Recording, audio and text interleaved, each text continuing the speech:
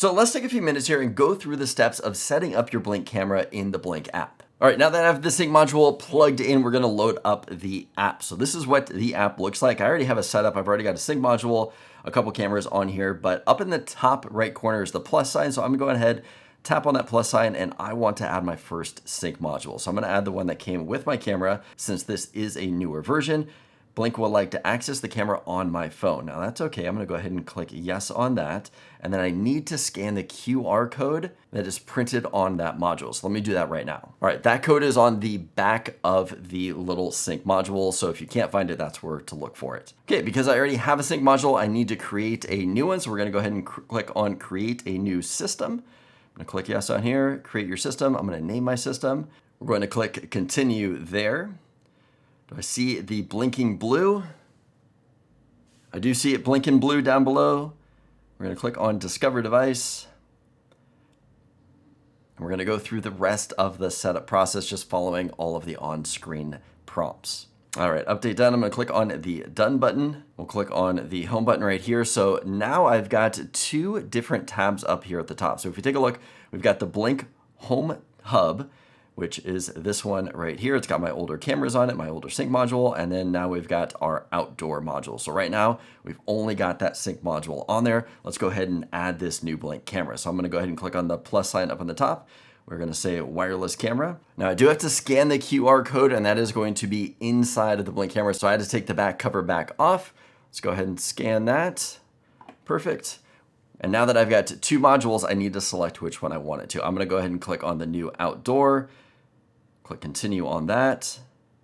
It's adding the camera. Okay, we're gonna click on the next button. So there's the camera. It looks blue right now. Let's go ahead and I'm gonna set it up outside and we'll take a look at some of the settings. All right, we've got it set up outside. Now I'm gonna go ahead and click on the play button for this camera. It's gonna load up a live view for us. Perfect, so there's a live view outside. We've got save if you wanna save a clip, tap to unmute. If you wanna do the two-way audio, I'm gonna click on the more button, and then we've got our device settings right here. So let's go ahead and click on that. These are just some of the device settings, and here's the thing that I would recommend switching on the camera. So I'm gonna go ahead and click on video and photo settings. Now we've got our motion clip length. By default comes at 5 seconds. I want mine to be up to 60 seconds. There's nothing worse than a clip ending earlier than you need it to. So I'm gonna jack mine up to 60 seconds, and then down below, end clip early if motion stops. That's fine, go ahead and do that. Video quality, standard. I want mine to be the best. So instead of it being a 720p camera, which is what it comes by default, we're gonna jump that up to the best, which is going to be the actual 1080p camera that is advertised. Now keep in mind, making these two changes on the camera is going to drastically reduce that battery life. So you're not going to get anywhere near that 2-year battery life if you adjust the settings to get the most out of your camera, which to me makes the most sense. I'm buying this camera and I want the best settings. I don't care so much about battery life. If I have to replace the batteries every 7, 8, 12 months, that's fine, as long as I'm getting good quality from my cameras. We're gonna go ahead and click on the save button on top. And then the last thing I wanna do is change the name of my camera. So I'm gonna go to general settings. Up at the very top here, it says name.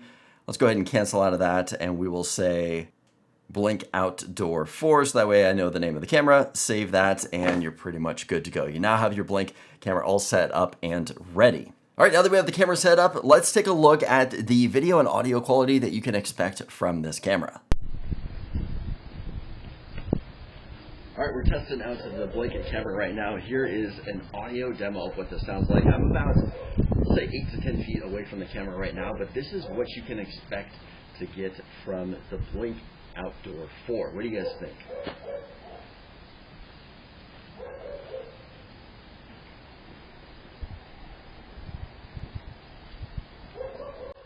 Now we just scratched the surface of getting the most out of your Blink cameras. If you want to know how to get the full experience from your camera, check out this video right here. Now, if this video is helpful, give it a thumbs up. Let me know that you liked it. As always, don't forget to subscribe for more content like this, and I'll see you in the next